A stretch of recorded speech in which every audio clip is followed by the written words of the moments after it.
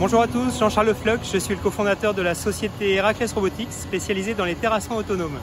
Aujourd'hui, nous sommes sur un chantier à Heudebouville, dans l'Eure, et je vais vous présenter notre dernière pelleteuse autonome. La pelle de 25 tonnes que vous voyez est en train de réaliser une tranchée d'assainissement. Pour effectuer cette tâche, nous lui avons uniquement transféré le fichier du projet et sélectionné la tranchée à réaliser. Elle réalise alors la prestation aux altimétries du projet sans aucune assistance. Donc maintenant, pourquoi développer une solution de terrassement autonome? C'est avant tout pour répondre à une pénurie de main-d'œuvre qui touche actuellement le secteur des travaux publics.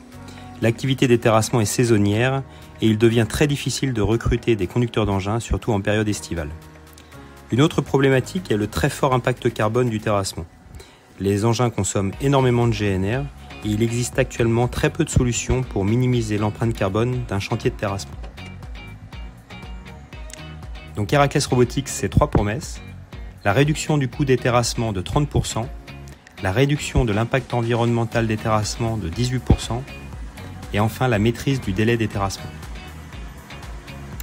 Donc afin de robotiser cette pelle, nous avons ajouté de nombreux équipements: un GPS RTK pour obtenir un positionnement centimétrique de la machine, plusieurs centrales inertielles pour asservir les commandes, un serveur de calcul pour traiter l'ensemble des données en temps réel, un lidar permettant de faire le scan de l'environnement en temps réel et de vérifier la bonne exécution de la tâche et d'éventuels obstacles, et enfin un automate entièrement conçu et fabriqué en interne.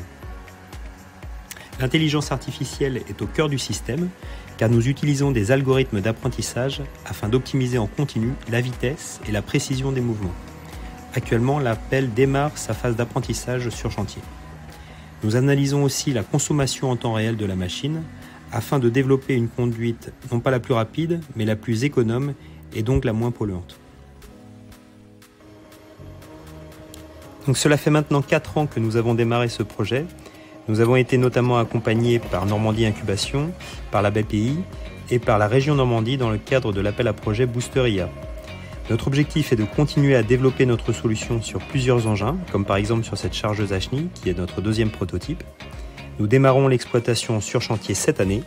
Nous proposons des prestations de terrassement réalisées par des engins autonomes et nous équipons des sites industriels pour automatiser les cycles de chargement. Le tout à coût réduit, à délai réduit et à impact carbone réduit.